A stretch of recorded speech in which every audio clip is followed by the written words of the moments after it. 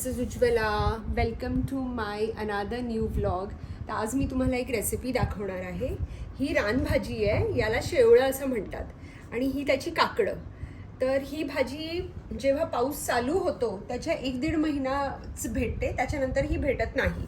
आणि ही जी काकडं आहेत ही म्हणजे आपण जेव्हा ही भाजी घेतो त्यावेळी ही मागून घ्यायची, कारण जसं अळूची भाजी, अळूची पानं कशी आपल्या घशाला खवखवतात तशी ही भाजीही खवखवते.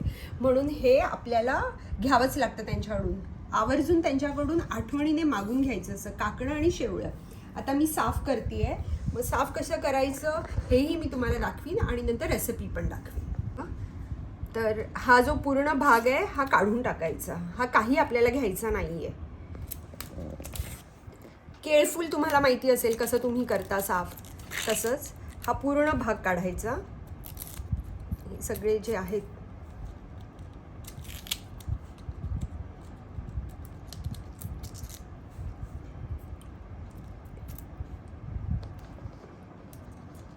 हे बघा, ही अशी असते भाजी.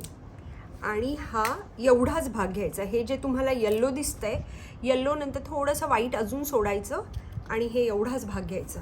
हा घ्यायचा नाही, याला खाजरं असतं म्हणून हे असं, हे एवढंच घ्यायचं. हे असंच साफ करायचं आणि साफ करून नंतर मग आपण बारीक चिरायचं ते. हे बघा, अजून एक तुम्हाला दाखवते.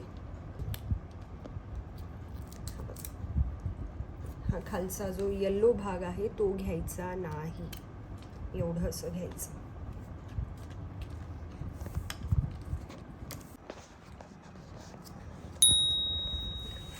हा एवढा कचरा आहे आणि ही अशी भाजी आहे.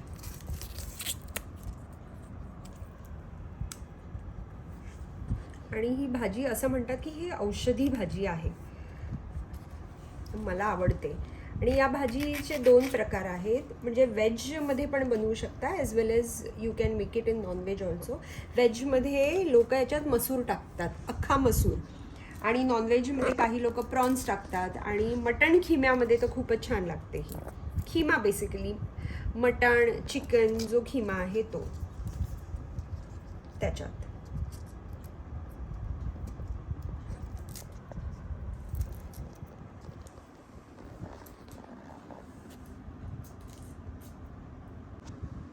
भाजी झाली साफ, तुम्ही बघू शकता ही अशी. आणि हा कचरा आहे, हे सगळं टाकून द्यायचं. हे बघा, हे मी जे म्हटलं होतं ना, हे ऑरेंज कलरचं, हे टाकून द्यायचं ही भाजी. आता मी तुम्हाला रेसिपी दाखवी कसं बनवायची ती.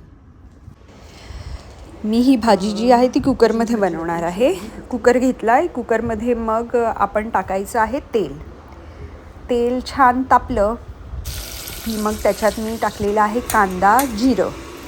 ते छान लाल होईपर्यंत परतायचं. ते लाल झाल्यानंतर मग आपण कांदा छान लाल झाला की त्यात आपलं जे भाजकं वाटण असतं कांदा खोबऱ्याचं ते थोडंसं अंदाजे टाकायचं आणि छान तेल सुटेपर्यंत त्याला भाजून घ्यायचं. छान तुम्हाला समजेल ते थोड्या वेळाने तेल सुटतं ते, म्हणजे त्याचा अर्थ तेल सुटला म्हणजे समजायचं की छान झालेलं आहे आपलं वाटण. कांद्यावर कांदा खोबऱ्याचं जे आपलं वाटण असतं भाजकं वाटण ते टाकलं. आता ते छान तेल सुटेपर्यंत भाजून घेणार आहे आणि मग आपले मसाले टाकले. मसाले टाकते आहे.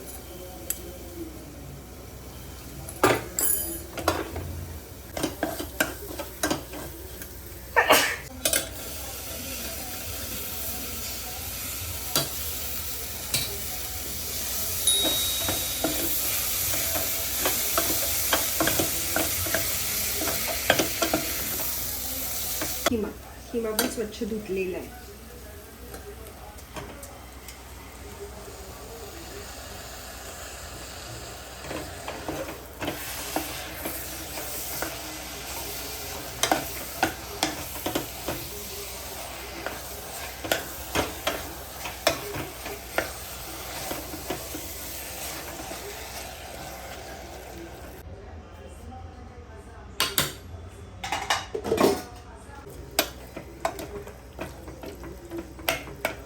काकडं आहेत ही भिजत घातली होती, म्हणजे जी माती बिती असेल ते निघेल. आता मी ही स्वच्छ धुईन आणि मिक्सरला याचं पेस्ट करीन आणि मग ती पेस्ट टाकीन यात. म्हणजे खवखवतं ना ते निघून जाईल.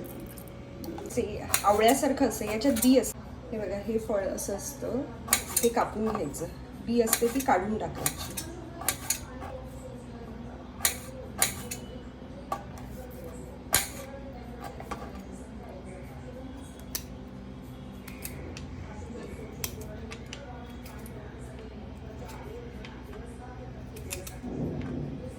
हे बघा, ही बी असते, ही काढून टाकायची. तुकडे, याचे असे तुकडे केलेले आहेत. थोडंसं पाणी टाकायचं आणि याची एकदम छान पेस्ट करून घ्यायची.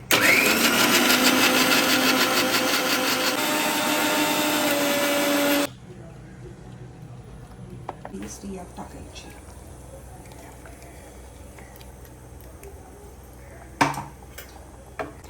ही पेस्ट मी बोलले होते तुम्हाला की ही पेस्ट टाकली ना याची, तर याने ते खाजरं जे आपल्या घशाला खवखवतो ते खवखवत नाही. काही काही ठिकाणी याचा पाला पण देतात. मग पाला तो असा आपला बारीक चिरून पालेभाजीसारखा टाकायचा असतो.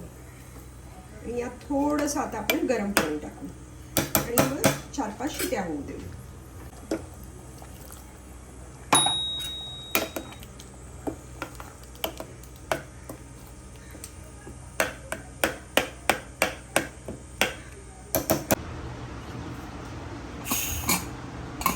कुकर झालेला आहे आपला. आता आपण बघू, ओपन करू.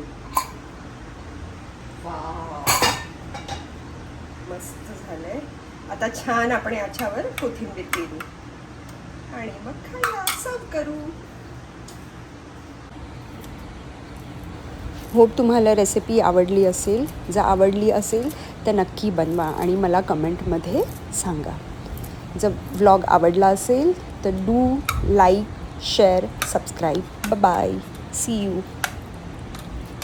Thank you for watching my vlog. See you in the next vlog soon. Bye bye. Take care.